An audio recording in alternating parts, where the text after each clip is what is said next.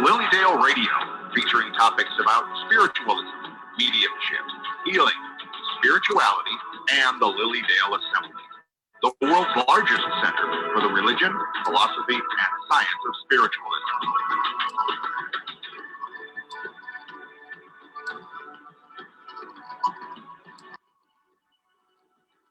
This is Lilydale Radio.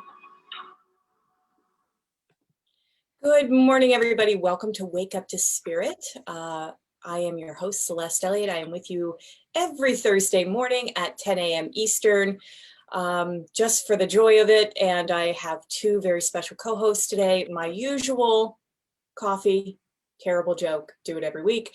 And also a very, very, very special co-host, Lorna Hines, who is out of New Jersey, correct? Yes. Originally, though, a New Yorker, and I absolutely claim that. Perfect. Okay.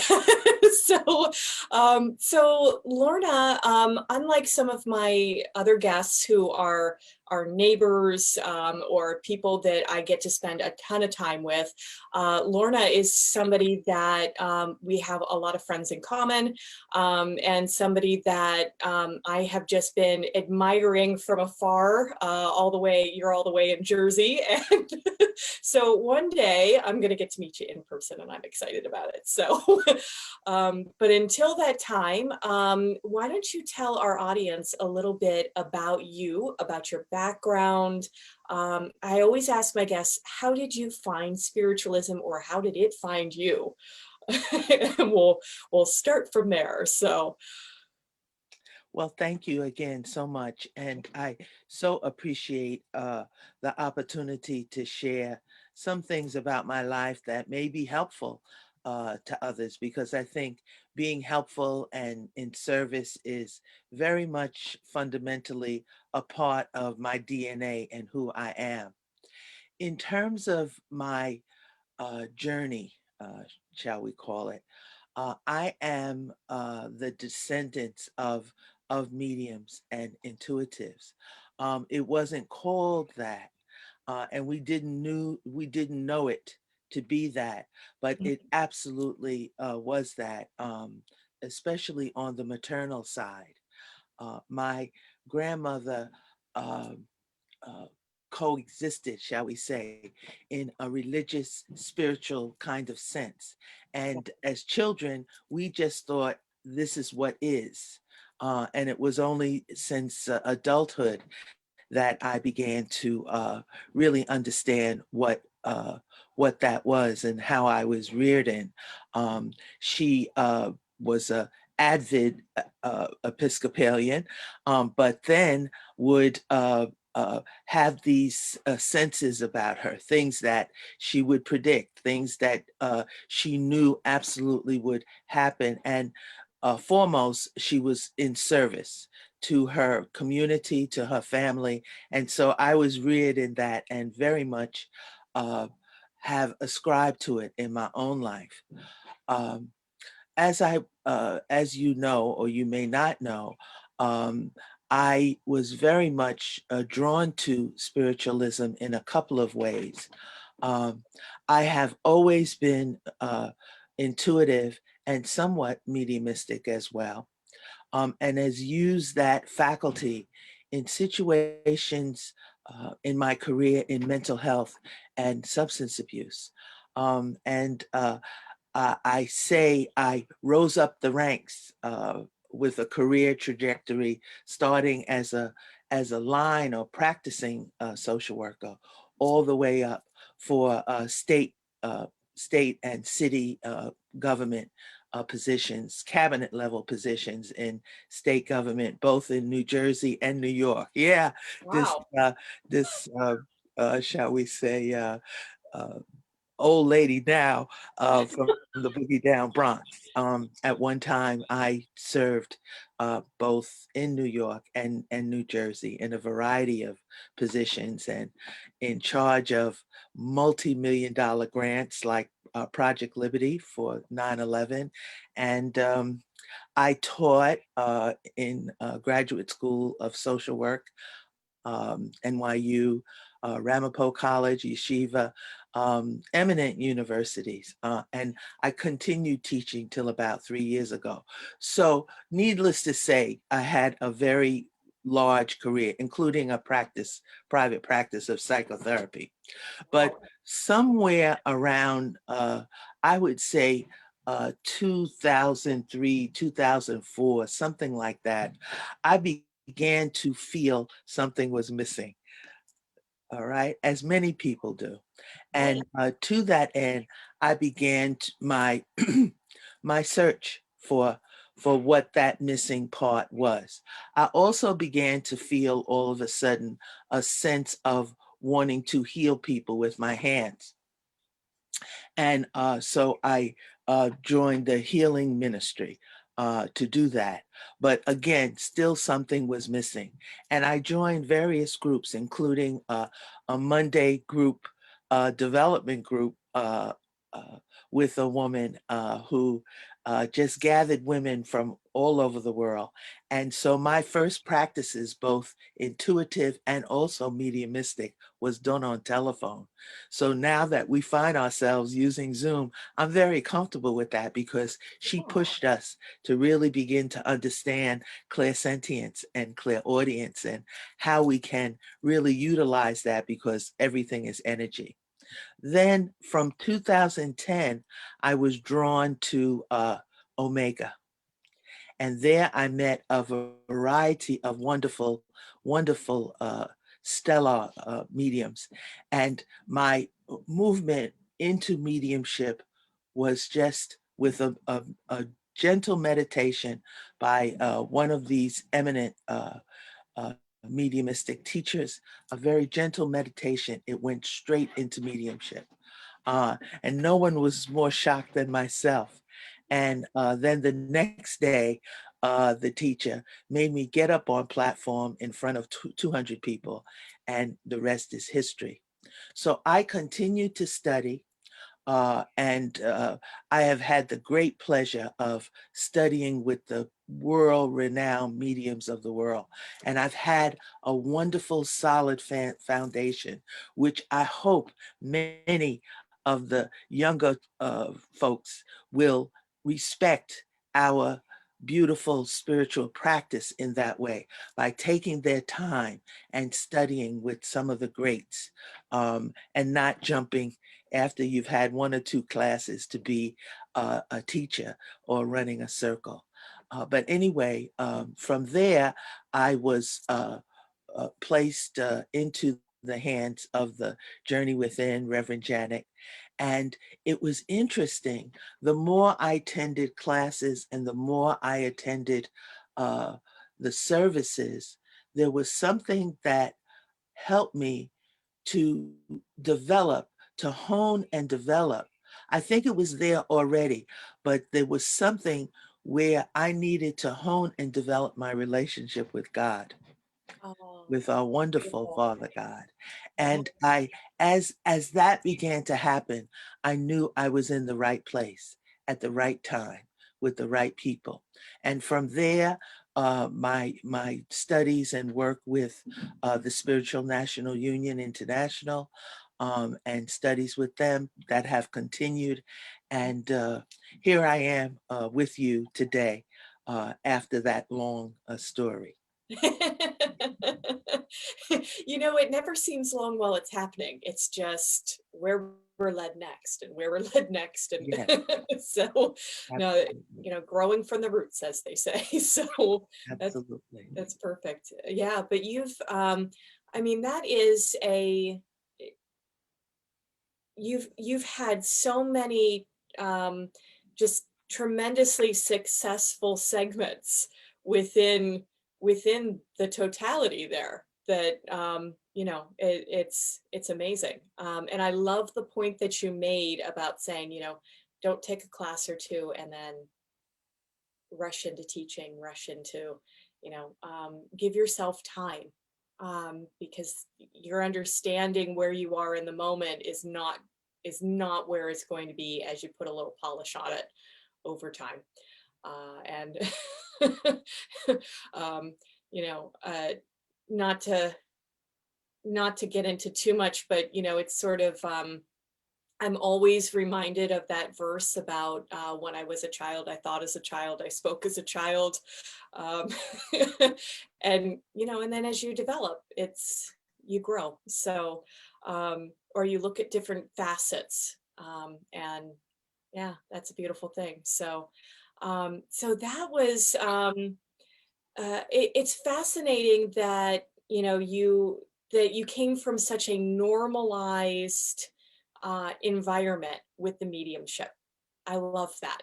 I had that also within my house, and I don't find it very often. So I get excited when I see that it's out there in different places, and I think that's very helpful and very healing for people. Do you have people that come up to you and say, "I think my child is gifted. I think my child can connect with spirit," that on occasion? Uh, Not with children, but adults have come to me in that way, um, and sometimes frightened of it, Oh, sometimes uncomfortable with it. And so there's an opportunity um, to normalize, for lack of a better term, that experience for them. And also because I do have a very extensive background in mental health and continue my psychotherapy practice apart from my spiritual practice. mm, I'm very much aware that in some circumstances, when people talk about hearing voices and uncomfortable feeling, that they're coming from a different place. So I take time to talk with them about their experience and also mm, point them in the direction of places, spiritual centers and spiritual churches, where they Facebook groups, where their proclivities and their faculties can be adequately nourished, and again, with people that, and I don't know why I'm driving this home today, but people that I respect in terms of their mediumship and mediumship development, people that I trained with. We are so fortunate at the Journey Within that many of the world-renowned mediums, teachers from Arthur Finley, tutors, come and nurture us there. And I've had the wonderful opportunity to work with those people. And I think uh, budding mediums and intuitives, they must allow themselves that. Um, it's not a thing where you go for a 4-year degree, such as many of us, and you get a BA, and then you're able to do it. right. Um, we have a tradition in spiritual practices. We have a tradition that has to be respected. For a student, being a student is something that we all are students forever, aren't we?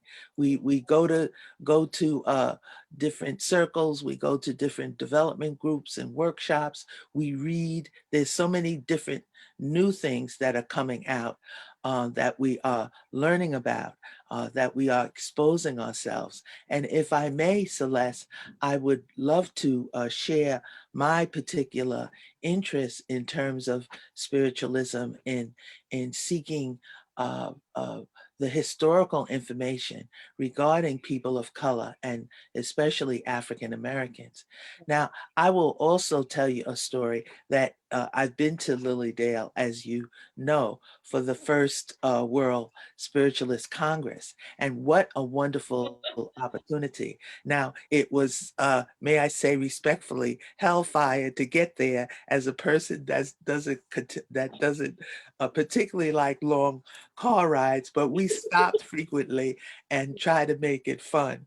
Yeah. But I will tell you, upon entering the gates at Lilydale, I was inundated with uh, what I would call visions, and also clairsentient and clairaudient uh, uh, uh, things regarding African Americans, enslaved people that were fleeing and I can even see it Yes. even now as I speak to you.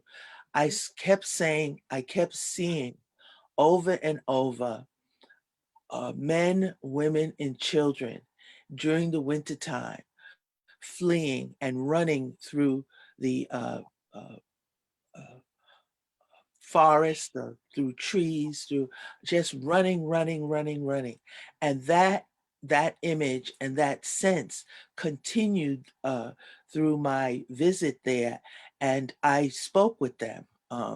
And I asked them to tell me what it was they wanted me to do and what it was they wanted me to see. And when I had the opportunity to demonstrate in your large auditorium with other mediums, I shared that vision as before going into the demonstration, Yeah.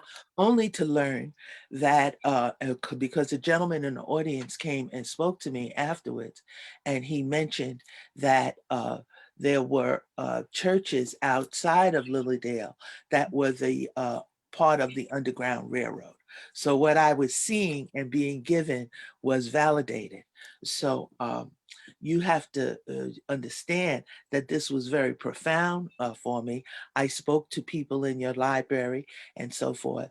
But then uh, I was inspired to begin to look at the extent to which there are uh, spiritual practitioners, and I'm widening that that definition Mhm. uh, uh, of people in history that look like me, Yeah. because I certainly had studied, had studied in terms of my development as a mediumship. And by the way, again, I want to drive that home.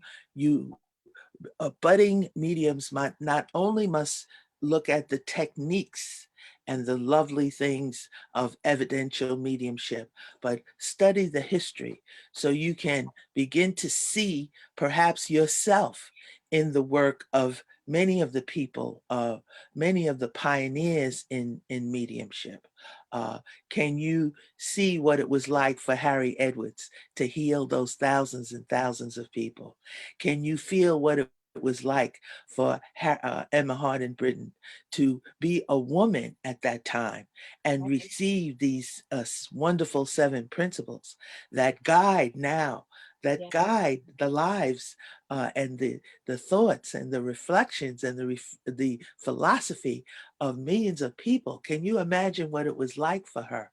But could you also imagine what it was like for Harriet Hattie E. Wilson, an African American woman who sat on platform with Andrew Jackson Davis? It's chronicled in the Banner, the wonderful newspaper, or Pascal Beverly Randolph, or Mother Leafy Anderson, Yeah. all people of color that look like me, that for whatever reason was not part of the spiritual history that I studied. Yeah. And I did ask my eminent teachers, because you see, I'm one of those students that always has their hand up, always waits at the end with lots of questions. They will tell you, oh, here she goes again, lots of questions, because that's part of my character. That's part of my DNA. Questions, searching, journaling, trying to find uh, the answers to things that I think about, that I feel, that I experience. So I began to talk to my peers of color, which, by the way, is certainly something that we have to work on in our mediumistic and psychic circles. We have to increase the numbers of people of color that are interested in studying, that are interested in spiritualism, and begin to see the spiritual philosophy, the religion, the science as an opportunity to open up things in their lives, to open up their connection to God, which is what I found. So there's some wonderful opportunities here for people of color, if they so wish, both as people that will go into spiritualism, but also people that are would benefit from mediumship, from as sitters, or or intuitive work as sitters. We have so much to do, I think, in righting some of the wrongs, may I say, Yeah, because 100%. we know in the 1920s, for many reasons, the spiritualist community that heretofore had been a diverse, a loving, an integrated community, fell victim to the horrors of the Jim Crow era and the aftermath, and the people of color were summarily dismissed from the spiritual churches, and then went on to form their own churches. But you see, we need to have a re-welcoming, I think. We I need agree. to have a healing ceremony almost, I think, where we say, this is what happened, and we cannot erase the horrors of the past or the Yes. mistakes that were made in the past. I think we're learning that, aren't we, also in our government here in the So on a United States? larger level, I hope on a macrocosmic level as well as what's affecting our, our smaller spiritualist community. Absolutely. Yeah. Yeah, Well, and that's the thing. I mean, how do you, if you don't examine what happened, if you don't understand the reasons and the damage that it did, and you don't look at that honestly, um, how can you possibly make it safe to repair that energy? You want to really repair it at the foundation, as well as welcoming and rebuilding and doing that. I think it's part of the healing work. um, I agree. yeah. And I'm so I want to mention, so last weekend, I was on the road and I got to zoom in. I love Zoom for that reason. But somebody that we know in common, which is the amazing Margarita Guillory out of Boston, um, Boston University professor there. She does phenomenal research. She did a lot of research at University of Rochester and then got a position down in Boston. And you organized, as part of a group that you founded, a really incredible um, lecture on some of the history of um, uh, the African American spiritualist.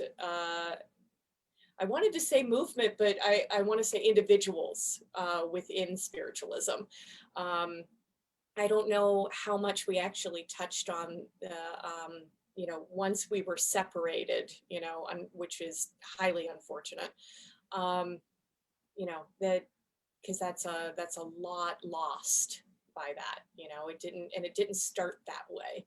um, but yeah, by the way, you are absolutely correct about the Underground Railroad, and I know that you know that already, but there is a house literally across the lake from Lilydale called the Red Brick House, that was, when it was being built, has hiding spots in it for people coming on the Underground Railroad, because I don't think people realize how close we are to Canada here. And that was the ultimate goal, for a lot of folks who were fleeing. Um, and even after the Emancipation Proclamation, even after legally slavery was ended, it took a very, very long time for that to actually end. So, when it happened and when people got the news. And so those routes were open for a long time after, because it just, even if you were free, you weren't, it wasn't going away without a struggle. So, so people were still being chased down. And, there were the majority of people who lived around Cassadaga Lake, it wasn't just the Lilydale community, but they had the farmland all around Cassadaga Lake, as well as, you know, we had the Methodist churches and the Baptist churches and the Catholic churches. And so that's, I'm so delighted that you already know all of that. And that you got to bring it up, and because it's really only, but there are so many people who come to me within my own practice here, and they'll look around and they'll go, well, but is there anybody who looks like me? And that, you know, that's really sad and really horrifying, that, you know, you're right, we have to welcome and heal all of that, and as much as possible, you know, and it's certainly not going to be an overnight thing. So that's An acknowledgement, I think, as you're doing in Lilydale. You see, here's the issue, if I may just quickly, I know we're going to end soon. oh, no, There please. is a feeling that people may have that there isn't sufficient resources for us all. But if we follow the understanding of, you know, the fatherhood of God and the extent to which the enormous multi-dimensional uh, uh, uh, uh, availability of resources and energy is so full and so expanded that none of us have to lose by sharing our resources and sharing the platform, so to speak, so that there is a diversity of people that are members of the human family, are members of the God family. It's available for sharing, and I do believe that this is part of our spiritual philosophy, spiritualist philosophy. So I think it's important that we take steps, those in leadership positions, we take steps to begin to open our doors and not just say everybody is welcome here, because I think that that's important, that statement. But what are we doing to actually imbue this welcoming to people that heretofore were not welcome? It's, you know, we are part, and I say that if from the spiritualist sense, we are part of an uh, activist tradition. Yeah. And I think it is time that we uh, acknowledge and implement that tradition in our work with diversity, and acknowledging first the many missing links in history that is part of spiritualism. You know, I read Maurice Barbanel's book, This is Spiritualism, as part of my studies. And again, his book is excellent with the descriptions of the many seances and so forth. But if you read that book, there is one mention of a Black woman attending a seance. And she's only mentioned that she attended. It didn't say she demonstrated or anything. So we have some work to do. Things need to be written. Things need to be talked about. These people that I mentioned need to be part of our spiritual pioneers list. When we talk about the Fox sisters, we need to talk about Pascal Yes. Beverly, because he was in the Rochester area. So the group that I founded, as you say, I originally founded with two others, but since then I am taking a leadership role. I'm the administrator of a diverse learning community on Facebook called Mediums of African Ancestry. And this is a community of learners, of people that are in various uh, uh, time frames of their learning, of wanting to open themselves up to understanding the presence and contributions of people of color in spiritual practices. And again, we widen it. It's not, we call ourselves mediums, but what is a medium when you think about it? A medium is a transporter. A medium is a liaison. Excuse me, a medium is in many ways a facilitator between the discarnate world and the physical world. So we expand our definition of that, and we also expand our definition of African ancestry in that all of us have our beginnings in the continent of Africa, don't we? When you think about the genetics and the founding of humanity. So in that respect, we all have a connection there. And so all are welcome to learn, to exchange. There's a self-help component with us. And of course, as you noted, we will sponsor lectures and workshops and talks that are going to be focused on the subject matter that we're trying to learn about. So yes, we had the wonderful, wonderful Margarita Gilry to speak, to inspire. People are still talking about that that workshop that she led, and we hope to have her back, as well as many others that are wonderful, wonderful speakers and have wonderful information about the subject. So please tell your listeners, all are welcome. Go on Facebook, type in Mediums of African Ancestry, and see if this is something that is a calling for you. Yeah, thank you very much for that. I can't tell you all how impressed I am with the group and the information that comes forward there. So, um, so if you don't mind, we have a couple of questions that have been written in online. Some of which you just very naturally, you must be psychic. You handled them already. So, sorry, bad jokes, but but we have a question about something that we had talked about earlier, which was, you know, some people come to you and they're very kind of afraid of their gifts and what's going on. And yesterday there was a debate on my Facebook page, just yesterday, because I had shared an article.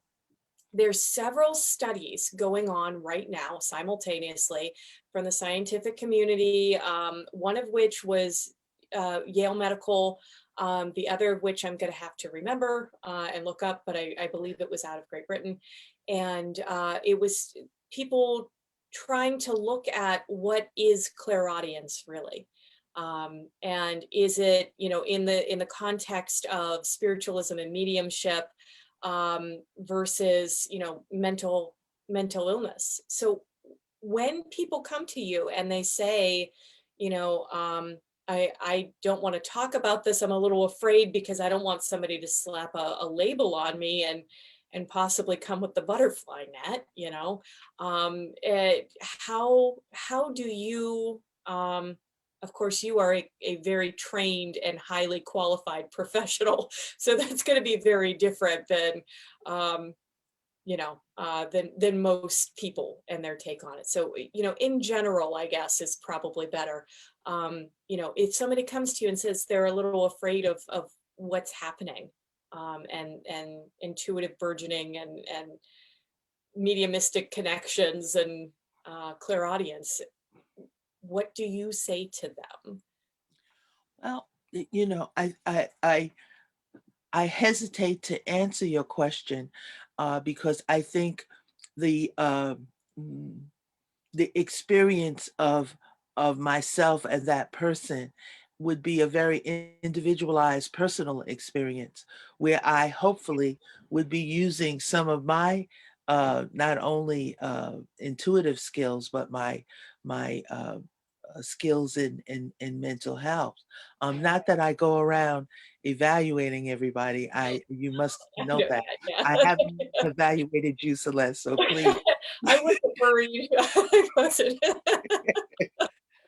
Um, but I think because I have been involved in this arena for so long, it's a natural inclination. It's again part of my genetics and my DNA. I think if a person was coming to me and saying that their only experience or symptom, for lack of a better term, was clairaudient, I would have some questions about that, because we know that clairaudient is one of the faculties. You know, if the person says, I have the sense of hearing things, and when I come into contact with people, I feel their energy. When I have some dreams, and some of the dreams I have seem to at times predict the future. And I have this sense. I'm giving you a scenario. I've been a bank teller for all my life, and all of a sudden, I have this feeling that I could help people. You see, that's a very different scenario than someone saying that I'm a bank teller, and all of a sudden I'm hearing this voice. You see, it's a very different scenario. So I give you that example, and I hope it helps your listener to begin to understand that the faculties that we have as spiritual practitioners are not standalone faculties. Right, Even exactly. amongst the mediums that don't feel they practice within a God centered practice. It's Right. it's not necessarily standalone. So that is how I would respond to that question. I think that was the most perfect and most beautiful way to put that. So I thank you for that. And I apologize for putting it on the spot there as well, because I should have phrased that all a little Not at differently. all. But Not at all. I think it's such an important thing that context really does matter, and even when you start to talk with somebody and they're like, oh yeah, um, sometimes I know things ahead of time, and then also, oh, and yeah, there was that one time I was out in a crowd and I heard my name being called, and it sounded very much like my mom who's in spirit. And it's like, well, yeah, because all of us have these gentle ways that the spirit world is around us, and and saying, hey, I'm still here for you, I still love you. And I think that's really important, so and then there was one other question, and let's see if I can find it, because and I did list This is Spiritualism in the comment section on Facebook, because I know that people are going to ask me about that, by the way. And if the spelling is wrong, I will correct it later. So try to type on the fly. Um, um, so you answered the question about how they find you, and how they find your group, which is fabulous. And hopefully we're going to get something set up that you'll be in Lilydale at some point, or or on Zoom for Lilydale, because we would love that. And yeah, so I don't know if I mentioned my website, no, and but please people go. can also get to me through my website, and they can also find out a lot about me on my website, because I do write. I write poetry. I have a book that, with God's help, will come out this year, um, and so it's www.lornajhines.com. Perfect. lornajhines.com. And Hines is Hines. Yes. Uh-huh. Yes, that's Um, it. I I don't know about you, but I bought up all the domain names that were misspellings of my name, because I understand. I do. I do. I so understand. yeah, And I put the J in there because the Hines, maybe a lot of Hines. There are a lot of Hines in North Carolina, of all places. yeah, So yes. yeah, So I put the J in there so that it would be a little bit off the beaten path. perfect, nice. So yeah, so we may actually, if there were other questions, we may have accidentally covered them up because Facebook won't let me see everything all at once anymore. But and then if you're up to it real quick before we go, we do have one caller on the line, and we could see what their question may be. So Lovely. okay, so caller ending in 8292, what is your name and what question do you have for us today?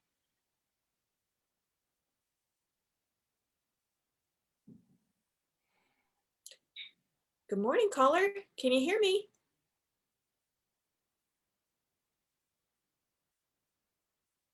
Okay. Well, maybe not meant to be, and that's all right. So we tried. That's okay. So I should mention for everybody, please do check out the online events going on lilydaleassembly.org, and do check because we have all kinds of fascinating things going through the winter. And then the summer catalog and all the classes should be up at some point here pretty soon. I am not in the loop as far as the office anymore, so I've got to actually ask them. But traditionally, it's around February. So, and check out the other Blog Talk Radio shows. There is one every weekday at least, and 2 on Wednesday. And you can find us at blogtalkradio.com/Lilydale Radio. And most of us also go live on Facebook. So check out Lilydale Assembly Inc. That's the official Lilydale Facebook page. And yeah, okay. So is there anything exciting, Lorna, that you have coming up that you wanted to mention before we take off? Well, definitely, I would say people should check out our Mediums of African Ancestry site, because that's the best place to check out our upcoming events. We have not booked all of the events currently, and when I begin to have another clone of myself, I will send her to make calendars and all the good things that should happen in a group like that. But right now, it's myself and a moderator, Caitlin, who is wonderful. But stay tuned. We definitely are going to have the third week Saturdays. We find Saturdays at 12 noon is the best opportunity to bring people together. So we'll have messages from our ancestors, which is ongoing monthly opportunity to put a bit of Afrocentric spin on demonstration. And stay tuned. Be aware that that's something everyone is invited to as well. But the workshops, the learning opportunities, all of that will continue, as is some of our world-renowned mediums and teachers will be focused in the group, on the group as well. And we hope to it's in the organization phase, but we hope to host a workshop on how to be an anti-racist medium. Ah, Yeah, we'd like to beautiful. explore that topic. And Yeah. Celeste, I would love for you to be part of it. No pressure, but I'd love for you to sit on the panel when Oh, sure. we host that. We're going to do that in terms of a panel. Great. So there's lots coming up. Myself, I'm doing some demonstrations in churches. I've been invited to participate ongoingly with the Franciscan Spiritualist Church. Hello, Al and Reverend Malcolm. So I am looking forward to that. And also I'll doing a demonstration of mediumship. Paul and Margaret Challenger from they're in Wales, but they're in the SNU. Are hosting a weekly Wednesday demonstration of mediumship, and I will be one of their guest mediums. I believe it's February 24th. And besides that, I am collaborating with a number of people. So stay tuned. You're welcome to join me as a friend on my Facebook page, Lorna J. Hines. And I'm just looking forward to um, the presence of light that's going to guide me with this book. I am in the process of working towards ordination. So in a year or so, I hope to be as you are, Reverend Lorna. So there's some just wonderful opportunities. And I want to just say that, if you just give me 2 more minutes, Celeste, I know we're about to end. So welcome. No But worries. I'm getting chills as I say this because I do think that there's something about synchronicity that we both know exists, and I think it's absolutely synchronistic that we are together here today on your radio show post inauguration here Yeah. in the United States, and that in many ways the light that we know to be present both within ourselves and also outside of ourselves, and that we are guided with if we often follow that guidance.